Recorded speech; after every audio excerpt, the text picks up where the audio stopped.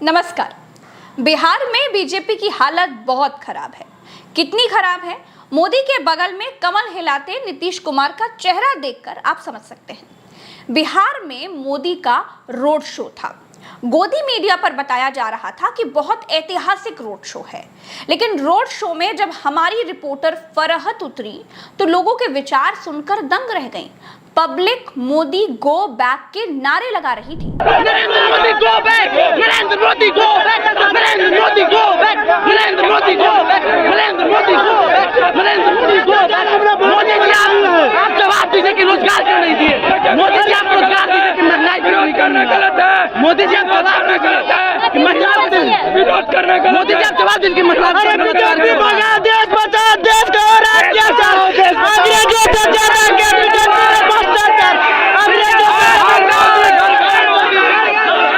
मोदी जी से हम लोग सवाल कर रहे हैं कि 2 करोड़ रोजगार कहाँ है, तो इसलिए भाजपा ही धक्का दे रहे हैं। 15 लाख नहीं बोलो बीच में, 15 लाख रुपया के बारे में पूछ रहे हैं, कहाँ है तो भाजपा ही ढकेल रहे हैं। मणिपुर में महिलाओं की स्थिति के बारे में पूछ रहे हैं तो भाजपा ही ढकेल रहे हैं। हम लोग अग्निवीर पे सवाल कर रहे हैं कि अग्निवीर योजना क्यों लाए हैं, तो भाजपा ही ढकेलने का काम कर रहे हैं। देखिए अभी ढकेला है भाजपाइयों ने और चोट लगी है हमें। देश के लिए राहुल गांधी क्यों जरूरी है?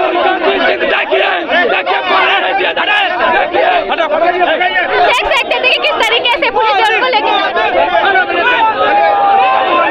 क्योंकि मोदी जी की आदत एक तरफा संवाद की है, इसलिए जनता की आवाज का पिछले 10 साल में कोई मतलब नहीं रह गया है। हमने ये पता लगाने की कोशिश की कि क्या इस बार भारत में मोदी की किसी तरह की कोई लहर चल रही है। लोगों से पूछा गया कि मोदी को अब जीतना चाहिए या नहीं जीतना चाहिए, तो लोगों ने कहा कि मोदी को अब नहीं जीतना चाहिए। क्या कहिएगा, मोदी जी को जीतना चाहिए कि नहीं? मेरी नजर में तो मोदी जी को जीतना नहीं चाहिए। नहीं आना चाहिए, नहीं जीतना चाहिए, नहीं आना चाहिए। क्यों? सब कुछ बेच दिया, देश भी बेच देगा। मोदी जी को इस बार हारना चाहिए, नहीं जीतना चाहिए, किसी भी हाल में नहीं जीतना चाहिए। परिवर्तन होना चाहिए। मोदी जी जीतना चाहिए। अगर मोदी जी हारते हैं तो सबसे बड़ा हार का कारण क्या होगा? बेरोजगारी, महंगाई। भाई प्रधानमंत्री तो संस्था को बंद कर रहे हैं। मोदी जी को क्या कहे, बस सेंट्रल में राहुल होना चाहिए। बस 400 पार का नारा नहीं है, अब 120 सीट के अंदर में बीजेपी निपटा। 400 पार का नारा बंद हो गया। दोस्तों, अगर 4 जून तक जिन स्ट्रॉन्ग रूम्स में ईवीएम रखी है वहां के कैमरे सही चले तो इस बार जनता ने कमाल कर दिया है, लेकिन स्ट्रॉन्ग रूम के कैमरे बंद होने की खबरें आने लगी हैं।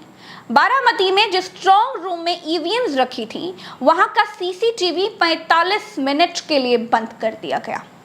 एनसीपी नेता सुप्रिया सुले ने आरोप लगाया कि 45 मिनट के लिए सीसीटीवी बंद होने के पीछे आखिर क्या कहानी है। वोटिंग के 10 दिन के बाद 8% की बढ़ोतरी ऐसे ही हुई है क्या? चुनाव आयोग के पास इसका कोई उत्तर नहीं है। दरअसल चुनाव आयोग विपक्ष के किसी भी सवाल का कोई उत्तर देना जरूरी नहीं समझता है। दोस्तों, जिस देश की धार्मिक मान्यताओं में अखंड ज्योति जलाने की परंपरा हो, उस विश्वगुरु देश में स्ट्रॉन्ग रूम में 15 दिन बिना बंद हुए कैमरे नहीं चल सकते क्या? अरे कैमरे तो इन्वर्टर से चलाए जाते हैं भाई, लाइट से तो उनका कोई लेना देना भी नहीं होता है, फिर कैसे बंद हो गए कैमरे? कोई जवाब नहीं है। खैर, जनता तो ईवीएम को वोट दे रही है, लेकिन लोगों को विश्वास नहीं है कि ईवीएम किसे दे रही है। 4 चरण बीजेपी की गली के हड्डी बन गए। मोदी ने धार्मिक आधार पर ध्रुवीकरण करने की खूब कोशिश की, लेकिन वो भी हो नहीं पाया। मोदी की छवि अपने ही देश में बहुत ज्यादा खराब हो गई है। अब गोदी मीडिया के जरिए मोदी अपनी छवि सुधारने की कोशिश में लग गए हैं, क्योंकि संविधान बदलने वाली बीजेपी की बात बीजेपी को उल्टी पड़ गई। जो SC/ST मतदाता मोदी के साथ राशन के नाम पर चला गया था, उससे बहुत ज्यादा पढ़ा लिखा हुआ वर्ग संविधान बचाने के लिए मोदी के खिलाफ वोट कर रहा है। जो बीजेपी को हरा सकता है उसे वोट दे रहा है।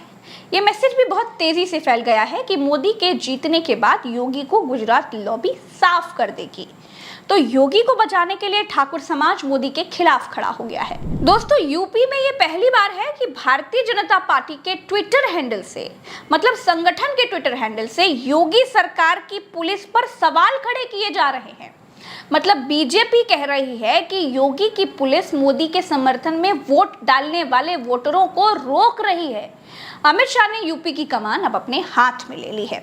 योगी आदित्यनाथ उत्तर प्रदेश के मुख्यमंत्री होकर के भी दूसरी पंक्ति में खड़े हैं। रायबरेली जैसी जगहों पर नेताओं के बीच पैचअप कराने की कोशिश अमित शाह कर रहे हैं। योगी भी कर सकते थे, लेकिन कर नहीं रहे हैं।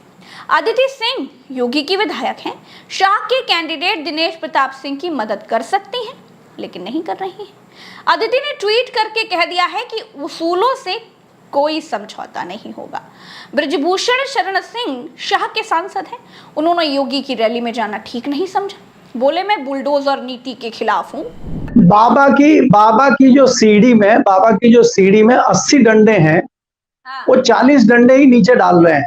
उन्होंने सीढ़ी को काट दिया आधा और 40 डंडों वाली सीढ़ी डाल दे रहे हैं। ये शेर आएगा पानी में से निकल के अपना ऊपर बैठ जाएगा और बाहर नहीं आ पाएगा। बाहर आएगा तो मुझे खाएगा, तो इसलिए बस बचा दो इसको। अब बचा के यहाँ बैठा रहे, राम राम, इससे ज्यादा बस जीवित रहे। अगर इसको और ज्यादा शक्ति देंगे तो हमें खा जाएगा। और मुझे मानवता भी निभानी है, मैं ऐसा भी नहीं हो सकता कि मरने ही दूं बिल्कुल पानी में, तो वो तो मैं कर नहीं सकता।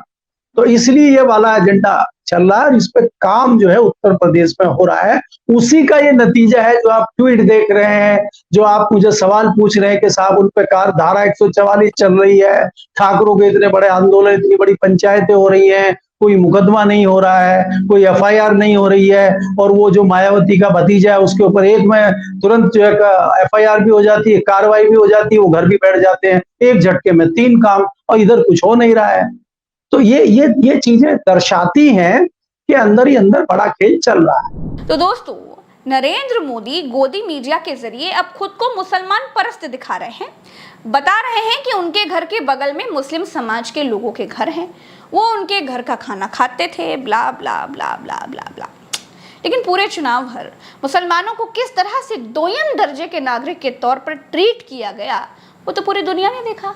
कितना हिंदू मुसलमान किया, वो पूरी दुनिया देखकर दंग थी। लेकिन अब मामला उल्टा पड़ गया है। मोदी को समझ आ गया है कि नुकसान हो चुका है गुरु, इसीलिए फिर से दुग्गल साहब दादाजी बन गए हैं। बड़ी मीठी मीठी मीठी मीठी बातें करने लगे हैं।